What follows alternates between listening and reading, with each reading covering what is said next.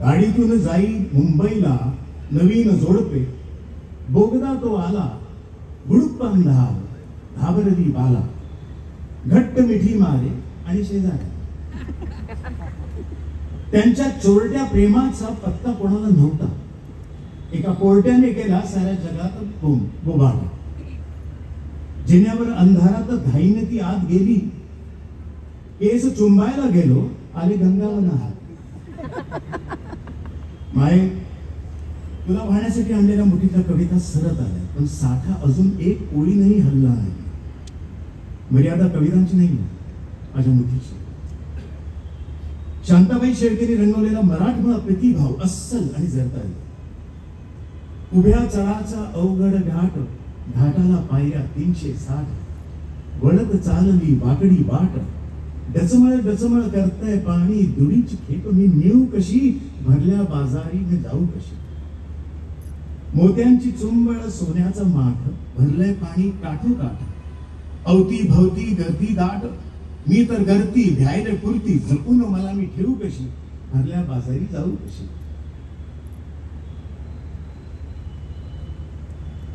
दुर्बोध ठरवूनही कवी ग्रेसांच्या कवितेवर रसिकांनी भरभरून प्रेम केले. ते पुन्हा थुंकले, तुम्ही पुन्हा थुंकलात. ते तुम्ही ते थुंकीच थुंकी. सारांश, थुंकी थुंकीत थुंकली. अगं महाभागानो, त्या पिगदाडीला काय वाटेल. वर्तमानाची जर का गोष्ट निघाली तर दातर संपेल, पण पहाट म्हणून प्रेम म्हणजे प्रेम असतं, तुमचं आमचं सेम असतं, असं म्हणणारे मंगेश पाडगाव होते. एका बिचाऱ्या प्रेमाळूचे अर्ज मांडताना धमाल. मी कुठे म्हणालो परी मिळावी, फक्त जरा बरी मिळावी. प्रयत्न मनापासून आहेत, मग किमान एकतरी मिळावी. स्वप्नात तसे खूप भेटतात, कधीतरी खरी मिळावी. हवी हवीशी एक जखम एकदा तरी उरी मिळावी. गालावर खळी नको ती, फक्त जरा हसरी मिळावी. चंद्रा इतकी सुंदर नकोच, फक्त जरा लाजरी मिळावी. मी कुठे म्हणालो परी मिळावी, फक्त जरा बरी मिळावी. मायबाई कविता कुठलीही असू दे, तिची वाटते. आपल्या हे आपण किती लोक बसतात त्याच्यातले एक सोडून किंवा दोन सोडून एक माणूस तरी कसा असते असं मला वाटतं त्या कवितेमध्ये. तर मी तुम्हाला ती म्हणून दाखवतो. चुकेल कधी कधी बोलताना व्यवस्था, हो व्यवस्था हाच शब्द तुम्हाला बरा वाटतो. प्रतिष्ठेच्या दृष्टीने खरा वाटतो. संस्कृत कपडे घातलेला सुसंस्कृत माणूस वाटतो. व्यवसाय इथे माझा निरूप आहे. माझं आणि संस्कृत मुळातच वाकडं होतं. देवाला घेत घातलेलं मी ते साकडं होतं. संस्कृत लंगडी विकसिकी हा माझा धंदा आहे. रुपया चोख सर्कस असो, नाटक असो, सिनेमाच्या शूटिंगचं फाटक मला आत जावंच लागतं. कंत्राटाला मला शोधावंच लागतं. लफंगाचा धंदा म्हणून फसवावंच लागतं. विदूषकाला धंदा म्हणून फसवावंच लागतं. नसली तरी माझी इच्छा, धंदा माझा सोडत नाही इच्छा. असा हा साप आहे, पूर्वजन्मी मिळालेला एक शाप आहे. 4 चौघात घरातून मी बसलो आहे. नवे किस्से नव्या कोट्या मी पेचत असतो. माझ्याकडे सतत लक्ष वेधत असतो. लोकांनाही माझी चटक लागली. मी येतात इतर विषय वगळतात. माझे किस्से, माझ्या कोट्या सुपारीच्या खांडासारख्या चटकतात. विदूषकी हा माझा धंदा आहे. रुपया अगदी चोख बंद आहे. विदूषक असतो ते पुस्तक मी वाचत असतो. त्याचे महत्वाचे मुद्दे मनात मी टाचत असतो. एकदा मी वाचले की करण्यामध्ये बुडणं असतं, तसंच अगदी हसण्यामागे दडलेलं रडणं असतं. ये फिक्र में आए जलजले हों कि दिल की हलचल तमाम हिस्सा सारी जज्बे, ऑल फीलिंग, ऑल इमोशन, जैसे पत्ते बहते पानी की सतह पर जैसे तैरते हैं, अभी यहाँ अभी वहां, और अब है वो छल। दिखाई देता नहीं है लेकिन ये कुछ तो है जो कि बह रहा है। ये कैसा दरिया है? इन पहाड़ों से आ रहा है, ये किस समंदर को जा रहा है? ये वक्त क्या? कभी कभी मैं ये सोचता हूं कि चलती गाड़ी से पेड़ देखो तो ऐसा लगता है दूसरी सब जा रहे हैं। कभी कभी मैं ये सोचता हूं कि चलती गाड़ी से पेड़ देखो तो ऐसा लगता है दूसरी सब जा रहे हैं, मगर हकीकत में पेड़ अपनी जगह खड़ी। तो क्या ये मुमकिन है? सारी सदियां कतार अंदर कतार अपनी जगह खड़ी है, ये वक्त साकित हो और हम ही गुजर रहे हो।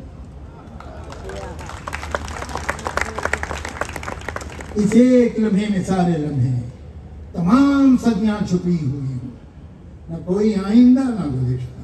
जो हो चुका है वो हो रहा है, जो होने वाला है हो रहा है। मैं सोचता हूँ कि क्या ये मुमकिन है सच ये हो? इस सफर में हम हैं, गुजरते हम हैं, जिसे समझते हैं हम गुजरता है वो थमा, गुजरता है या थमा हुआ है, इकाई है या बटा हुआ है मुंजमद या पिघल रहा है। किसे खबर है, किसे पता है ये वक्त क्या है? आय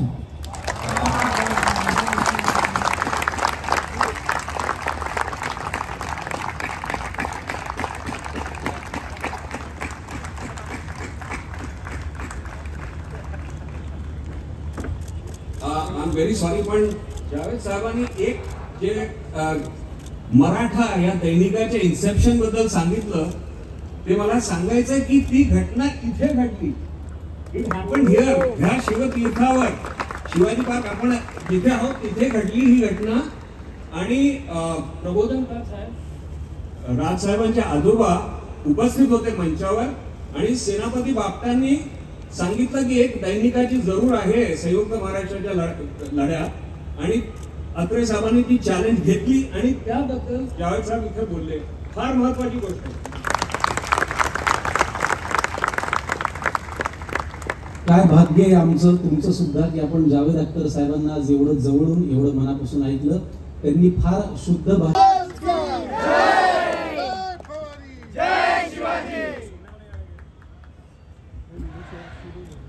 नमस्कार, जय भवानी, जय शिवराय. खरं सांगू तर खूप नर्वस फील करतो मी. मी मराठी बोलू शकतो. 10वी पर्यंत शिकली आहे मी मराठी. 10वी मध्ये मराठीमध्ये जास्त मार्क्स आले होते, इंग्लिशमध्ये कमी आले होते. पण इतकी छान नाही आहे, तो भूल चूक माफ.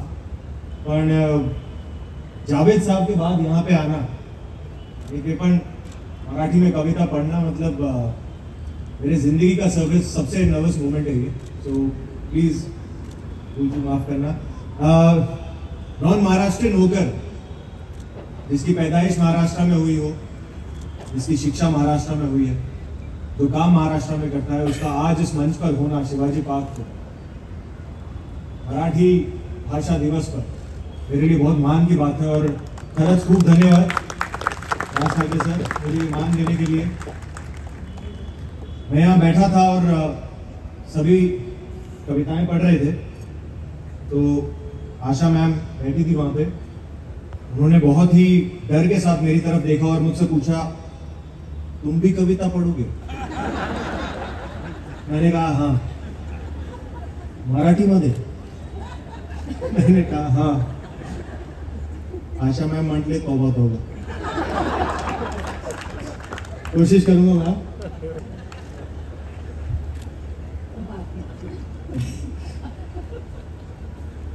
कविता का नाम कणा.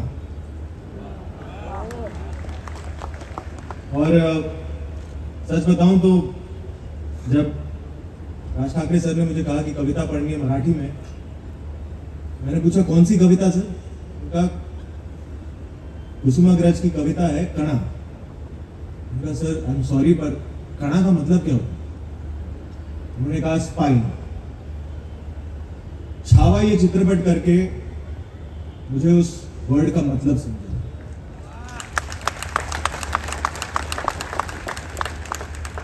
कणा. ओळखलात का सर मला? पावसात आला कोणी, कपडे होते कर्दमलेले, केसावरती पाणी. क्षणभर बसला, नंतर हसला, बोलला वरती पाहून, गंगामाई पाहुणी आली, गेली घरट्यात राहून. माहेरवाशीण पोरीसारखी 4 भिंतीत नाचली, मोकळ्या हाती जाईल कशी, बायको मात्र वाचली. भिंत खचली, चूळ वेझली, होते नव्हते नेले, प्रसाद म्हणून पापड्यांमध्ये पाणी थोडे ठेवले. कार भाडणीला घेऊन संगे, सर आता लढतो आहे, पडकी भिंत बांधतो आहे, चिकलगाल फाडतो आहे. खिशाकडे हात जाताच हसत हसत उठला, पैसे नको सर, जरा एकटपणा वाटला. मोडून पडला संसार तरी मोडला नाही कणा. पाठीवरती हात ठेवून नुसते लढ, नुसते लढ.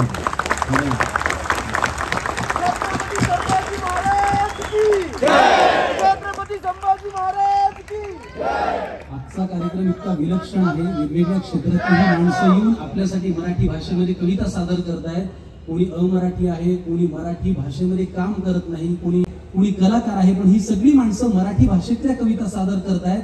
मला वाटतं हा व्याप्त विचार ज्यांच्या डोक्यातनं आला आणि ज्यांनीही मोठ बांधली ते आपल्या सगळ्यांच्या लाडक्या राजसाहेब ठाकरे साहेबांसाठी एकदा जोरदार टाळ्या व्हायला पाहिजे की तुमच्या विजन मधून, तुमच्या विचारांमधून ही वेगवेगळ्या विचारांच्या लोकांची मोठ बांधली गेली आणि एवढा सुंदर कार्यक्रम आम्हाला ऐकायला आणि पाहायला मिळाला. पुढचं नाव सुरुवात आहे. आणि आता इथे मंचावर मी आमंत्रित करणार आहे अशा एका व्यक्तीला. आजच्या कार्यक्रमामधली ही सर्वात सुंदर आणि सर्वात तरुण व्यक्ती आहे. या व्यक्तीची वेगळी ओळख करून द्यायची खरं तर काही गरजच नाहीये, पण मी आज कवितेचा कार्यक्रम असल्यामुळे शब्दप्रभू सुरेश भट साहेबांच्या शब्दांचा आधार घेणार आहे आणि तो आधार घेऊन त्यांना मंचावर बोलावणार आहे. सुरेश भट साहेबांनी असं लिहिलंय, तारुण्य तुझ्या हृदयाचे हे असेच बहरत राहो, वार्धक्य तुझ्या जगण्याला हे असेच विसरत राहो. तारुण्य तुझ्या हृदयाचे हे असेच बहरत राहो, वार्धक्य तुझ्या जगण्याला हे असेच विसरत राहो. हा कंठ तुझा अलबेला, हा कंठ तुझा मतवाला, हा कंठ तुझा अलबेला, हा कंठ तुझा मतवाला. तलवार तुझ्या गीतांची बिजली समतळपत राहो आणि तू खळखळत्या मद्याचा खळखळता अक्षय प्याला. तू खळखळत्या मद्याचा खळखळता अक्षय प्याला, एक एक घोट सुकलेल्या शब्दांना फुलवित राहो. तारुण्य तुझ्या हृदयाचे हे असेच बहरत राहो. जोरदार टाळ्यांनी स्वागत करूया माननीय आशाताई भोसले. जय भवानी.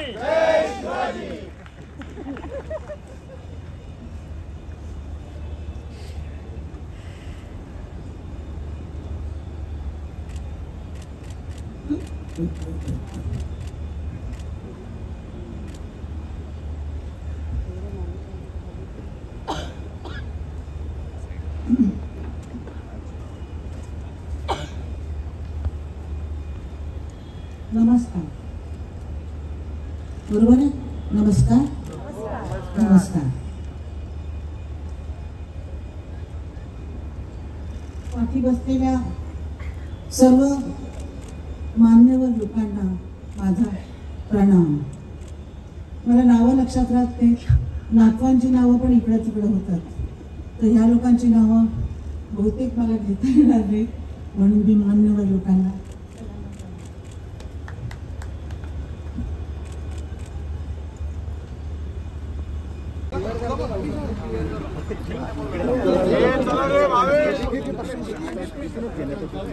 पार्वती हर हर महादेव. हो चला चला पुढे चला पुढे चला.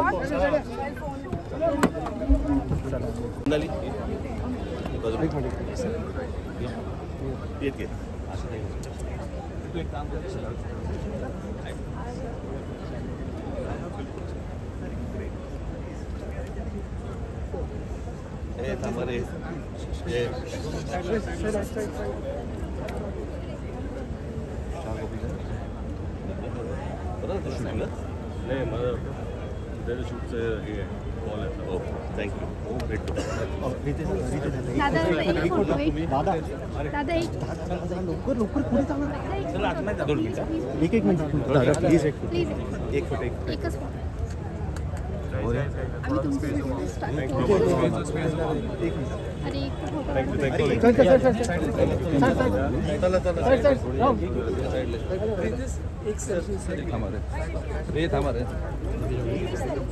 समीर सर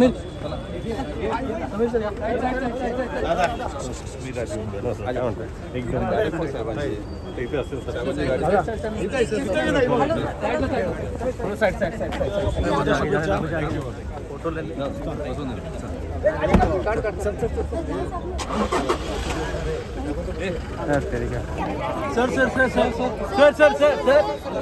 सर एक मिनिट सर तुम्ही बोला ना सर.